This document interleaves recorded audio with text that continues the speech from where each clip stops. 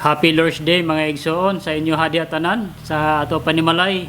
I hope nga matag-usa sa atoa kanunay ta nga nagapatalinghog diha sa pulong sa Dios ug labaw diha sa atong panimalay natay dako nga panahon or nato time sa pagsimba o pagdaig ug labaw sa tanan pagbasa diha sa Biblia. So dili lang kay sa matag Sunday mahimo nato ang pagsimba pagdaig sa atong buhi nga Dios kundi diha sa atong panimalay naasad tay mga nato dako tag higayon panahon nga diin mosimba ta diha sa atong buhi nga Dios. So dili na nato nga dili lang diha sa iglesia, dili lang kay maadto tay iglesia aron mosimba, bisan diha sa atong panimalay natay gigahin nga pagsimba diha sa atong buhi nga Dios ug dalaygon ang pulong sa Dios nini nga kabuntagon. Malipayon ba ta diha sa ato ang panimalay kaning adlaw to Happy Lord's Day nga iya sa Ginoo og nagpabilin ba ta nga malipayon. I hope nga matag-usa no na malipayon ta diha sa atong buhi nga Dios tungod kay ang Dios kanunay nga faithful sa ato ang kinabuhi, sa ato ang gipangayo, gidesire ngadto kaniya sa divine protection nga gihatag sa matag usa kanato. So dalaygon ang pulong sa Dios, ablehi inyo mga Biblia diya sa Book of Mark chapter 1 verses 1 to 8. So mo ni siya ang Book of Mark nga ato ang pagatun-an o atong pagapaminawan karon nga diin makahatag na sad ni og dugang lalom nga pagsabot o pananaw diha sa atong kinabuhing Kristohanon. So akong pagabasahon diha sa Book of Mark verses 1 to 8 ingon siya ang pulong sa Dios mao kini ang maayong balita mahitungod kang Hesukristo ang anak sa Dios. Nagsunod kini sumala sa gisulat sa mga propeta Isaias. Ania ang akong sinugo nga ipadala ko una kanimo aron andamon niya ang imong agian. May magsinggit didto sa kamingawan, andama ninyo ang dalan alang sa Ginoo. Hawani ninyo ang iya agianan. Busa namunyag si Juan sa mga tao didto sa kamingawan og nagwali. Hinursuli og biyae ang inyong mga sala og bunyagi kamo og pagpasayloay kamo sa Dios ang tanang tao sa lalawigan sa Judea o sa siyudad sa Jerusalem mangadto kang Juan aron pagpabunyag o pagpamati kaniya. Gisugid kini sa ang ilang mga sala o gibunyagan sila ni Juan didto sa suba sa Jordan og ang bisti ni Juan hinimo gikan sa balhibo sa kamilyo. Panit ang iyang bakos og dulon og dugos ang iyang kalanon. Miingon siya sa katawhan, ang tao nga moanhi sunod kanako mas gamhanan kanako. Dili ako takos bisan gani paghubad sa higot sa iyang sandalyas. Nagbunyag ako kaninyo sa tubig apan siya magabunyag kaninyo diha sa Espiritu Santo. So mao ni ang pulong sa Dios nga nagahatag na sad og pagkaon diha sa atong espirituhanon nga bahin.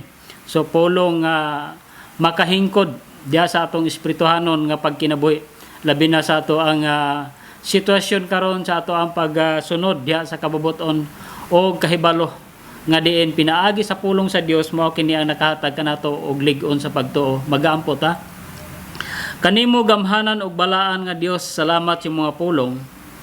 Ikaw takos namong daygon pasidunggan pasalamatan kining pulong nga Ginoo mo santop kini modulot sa among hunahon ag kasing-kasing og magapabilin kami nga matinud-anon diha kanimo. Labaw gayod sa tanan among kinabuhi kanunay namo nga entrust diha kanimo Ginoong Hesus ug andama Ginoo mo makasing-kasing una bisan pa man ang pagsabot diha sa mga pulong pinaagi sa balang espiritu. Mo ni ako mapag-ampo ang isalig diha kanimo pinaagi kang Kristo Hesus nga bugtong manluluwas. Amen. So sa makausapa mayong buntag sa tanan og Happy Lord's Day sa ato ang mga kaigsuonan diha sa iglesia og diha sa atong panimalay. Ayop nga kanunay ta nga naghatag gayud og pasidungog pagpasalamat sa atong buhi nga Dios. So kaning adlaw ato sa tagaan og panahon kaning Book of Mark Diha sa Book of Mark ato makita diha nga dako kaayo ang matun-an nato. Diha sa Book of Mark gisulat kini Mark apan nagasikad kani ngadto sa history ni John the Baptist. So si Mark usa ka dili ni siya nga naipon o dili siya isa sa bahin sa 12 ka disipulo ni Jesus Christ. Apan ingon sa batod pa sa iyang pulong kini sa kinabuhi ni Mark makita nato lagmit bisan dili siya naipon o kabahin sa 12 ka disciples ni Jesus Christ apan siya active ni siya nga naminaw ug active usab kini siya nga nagasunod-sunod diha kang Kristo. So nato iyang kasing-kasing kanunay gayud nga attentive sa pagpaminaw sa mensahe bisan pa man diha sa pulong sa Dios nga iya gayud ginatun-an ug labaw sa tanan. Iyon siya nakaila siya diha sa kini si Mark usa siya nakaila diha sa sa presensya o sa personal ni Jesus Christ.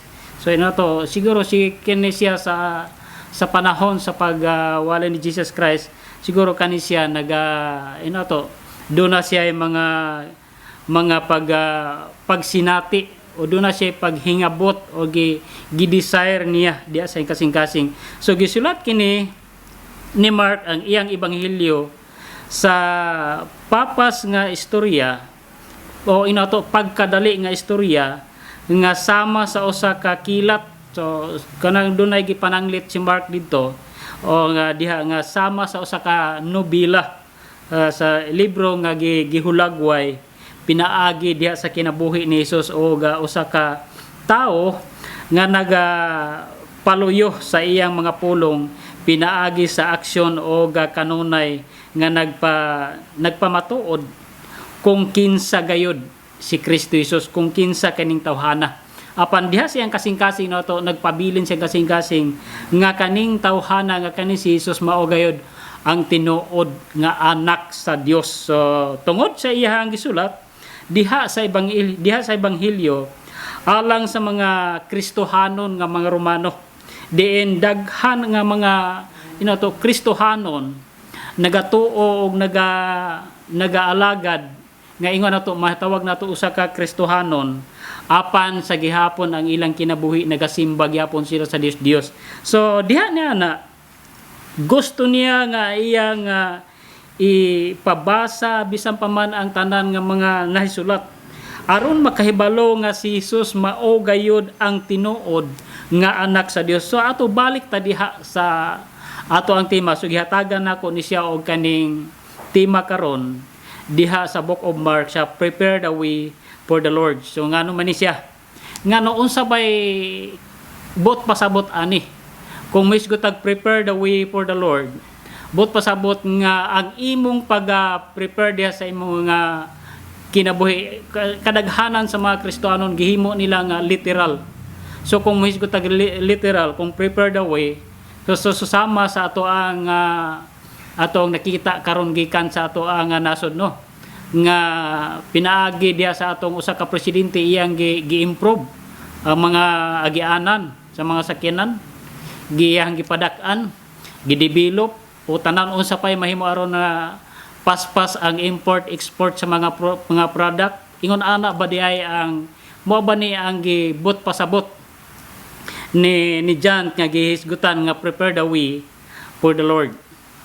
Actually ato ra kaning masabtan ug ato sab kini makuha kung unsa gayud ang buot pasabot ani niini dinhi sa ato ang kinabuhi as usa ka Kristohanon, usa ka sumusunod diha kang Kristo. So daghang mga tao nganuman kay kini si John the Baptist siya una nga nagasugyot o nagapahibalo ngadto sa mga katawhan nganuman kay daghan sa ilang kinabuhi wala pa gayud na andam ang ilang kinabuhi diha sa pagkakristohanon.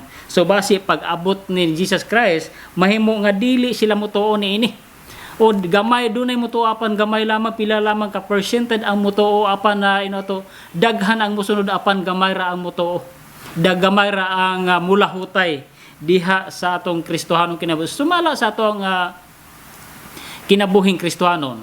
Nagisgot kini karon nga adlaw o kaning orasa, andama ang imong dalan diha paingon kang Kristo o paingon diha sa Dios. Subot pasabot nga ang imohang gi-prepare karon diha sa imong kasing-kasing igsoon, ang imong pagkinabuhing Kristohanon. Kay nganuman daghan sa mga katawhan nga nagahisgot nga sila Kristohanon apan ang ilang kinabuhi dili gayud andam diha sa pagsugat o sa pagtagbo o bisan pa man ang ilang kinabuhi dili gayud sibo diha sa kabubuton ni Kristo.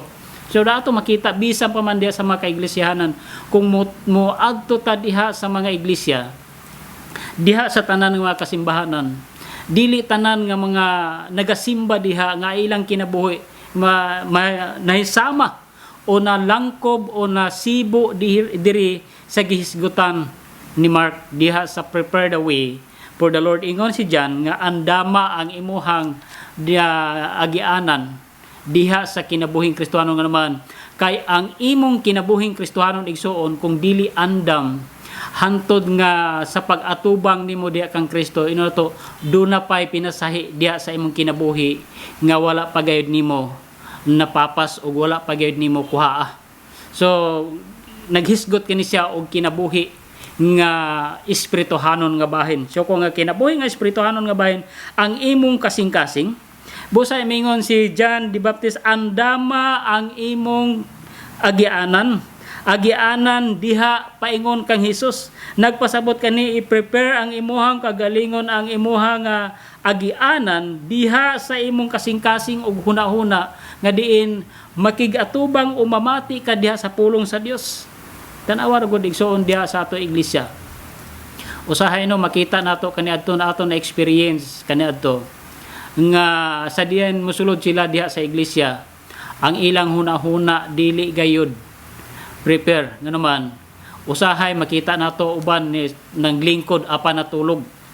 So ingon ana ang kinabuhi sa usa ka tawo nga diin gihulagway ni John ngadto sa tanan aron kay kung andam ang imong kasing-kasing inato active nga mo receive ang imuhang una-una og kasing-kasing diha pinaagi sa pulong sa Dios nga gimensahe gikan sa ato mga pastor inato kining kinabuhi ang Kristohanon nahimo kang hingkod ug andam ka diha sa Kristohanong kinabuhi. So ang imong usasab sa imuhang part diha sa imuhang pag-andam sa pag-prepare sa imuhang dalan diha sa atong buhi nga Dios, ang imo usab nga mga sinultihan, ang imo nga kinabuhi nga kaniadto mo nay kinahanglan nga ipapas na diha nga kaniadto dili pa ka andam diha kang Kristo ug dili pa tinuod gayud nga Kristohanon, ipapas diha sa imong kinabuhi ug magkinabuhi ka nga bag-o tulid nga dalan alang sa imong kinabuhi igsuon og diha niya na mailhan diha sa tanang mga katawhan kung tinuod ba gayud o tulid ba gayud ang imong kasing-kasig hunahuna sa pagpaminaw diha sa pulong sa Dios aron ang imong relasyon kanunay nga takdo haom diha kang Kristo Jesus. Mao kana siya ang usa ka butang nga angay nato nga hibaw-an kung unsa gayud ang angay i-prepare diha sa imong kasing-kasing. So matud pa ni John the Baptist siya dili lang kay preparation sa imong kaagianan diha sa imong prepare the way kung dili iya pakining gipalaluman o iya pang gipalaluman, iya pang gipadungagan kini sa make straight path for him. Subot pasabot ingon sa nagpasabot kini nga kinahanglan nga diha sa imong Kristohanong kinabuhi insya ang Kristohanon nimo nga kinabuhi mabag-o kana. Walaon na nimo tong imong kinaadnan nga kinaandan nga batasan kini ginatawag bitog pagkahakog. So kani nga word nga pagkahakog isa inato lalom lang ni nga pagkabisaya. Pagkahakog bot pasabot nga dalo ka, dili ka mohatag og panahon kani dalo ka sa oras, dili ka mohatag og panahon diha kang Kristo sa pagpaminaw diha sa ato ang panimalay. Di ba kana nga dunay mga ato ang kagalingon nga batasan nga panahon sa wali o diha sa mensahe sa tanan nga mga pastors diha makita nato sa TV o sa unsa pa diha sa online. Di ba sa panahon nga maminaw tas pagsugod sa pagwali magtindog-tindog ta o natay something nga ginatrabaho, ginahuna-huna o natay something nga gi-prepare diha sa ato ang panimalay. Mo na siya gitawag na wala ka naghatag og concentration diha sa pagpaminaw sa pulong sa Dios. Ingon ni John nga putla kana kanang hinakog nga pagpaminaw diha sa pulong sa Dios bot pasabot nga kanang imuhang kinabuhi igsuon wala kay tinuod nga sinsiro diha sa pulong sa Ginoo. So mo gitawag hinakog. Unsa og kini mahimo gayud kaninimo kung totally ka kanang ginatawag nato ga imuhang totally nga decide diha kang Kristo Jesus nga mosunod ka. Katong nga kanta nato no turning back. Di ba before ana nga nagkanta ka na sa imuhang kasing-kasing nga feel nimo sa imong kasing-kasing igsuon nga nagapadayon ka diha sa paglakaw sa kinabuhing Kristohanon. So ang Dios ini pamatud-an og isalikway ang inyong mga sala. Isalikway igsuon ang imong mga salabot pasabot ang mga worldly desire nimo diha sa imong kasing-kasing insa isalikway og palig-una ang imong relationship diha sa Ginoo aron diha niya na ma-mix straight ang imuhang kinabuhi diha kang Kristo Jesus.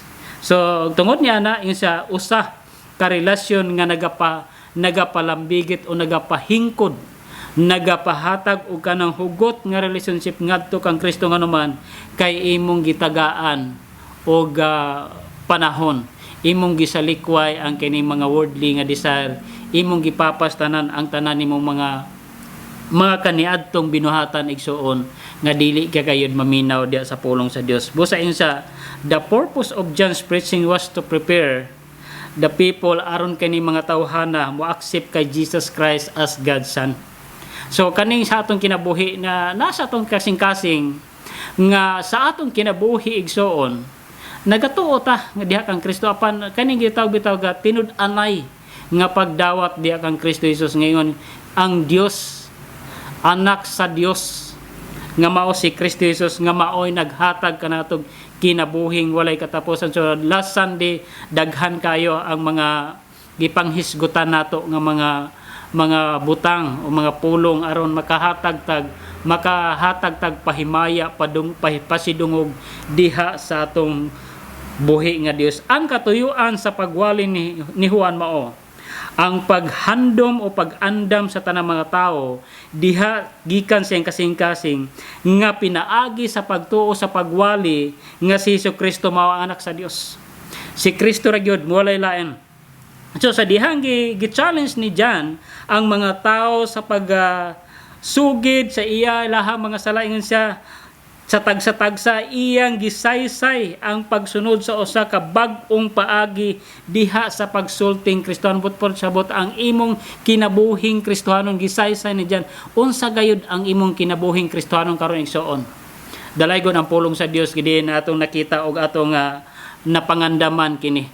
I hope nga matag usa wala gayud inato dili nato hesitate ang pagpaminaw sa pulong sa Dios kay naata sa atong panimalay inato walay nakakita nato walay pastor nga nakakita tagaig panahon igsuon tagaig time ang pulong sa Dios sa pagpaminaw diha sa imong gilingkuran samtang naminaw ka sa pulong sa Dios insya dawata kini i-accept kini gikan diha sa imong kasing-kasing og kini siya imo nga imitate day and night aron mahimo kang hingkod diha sa Kristohanong kinabuhi sama sa giawhag ni John the Baptist nga diin andama ang agianan diha sa imong kasing-kasing aron pagpamatuod diha kang Kristo Jesus nga ikaw andam na diha sa pagkikita o pagkigsugat o pagkigsulti og diha kang Kristo Jesus. Sa katapusan ngayon sa nga kini siya mao gayud ang imuhang pagtinud-anay unsya biyain na ang tanan og balik na ngadto sa Dios mao kini ang gihatag og bag-ong pagsugod diha sa kinabuhing Kristohanon. So biyae ang imuhang kinabuhi kaniadto nga wala kay to diha sa imong kinabuhi kaniadto dili ka sigurado diha kang Kristo. Wala kay gugma, wala kay panahon diha kang Kristo biyahe unya isugod na mo ang imong bag-ong Kristohanong kinabuhi karon. Ayaw hulata igsoon nga moabot ang panahon nga ikaw nay mangita. Ikaw nay maga pangita apan karon to karon panahon na taas kayo ang panahon nga gihatag sa Dios nga diin base unya igsoon sa ulahing mga adlaw magmahay ta. So mao na siya ang mga butang nga giandam gikan kang John the Baptist nga diin i-prepare ang agianan diha sa imong kasing-kasing sa pakigtagbo o diha sa pakigkuyog o pakighiusa diha kang Kristo Jesus pinaagi sa pagsimba. So dalaygon ang pulong sa Dios niining mga orasa.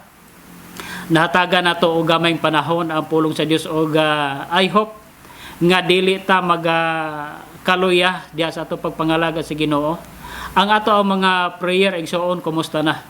So sa atong sitwasyon karon na nabalik na pod ang high rate sa ato ang nasod.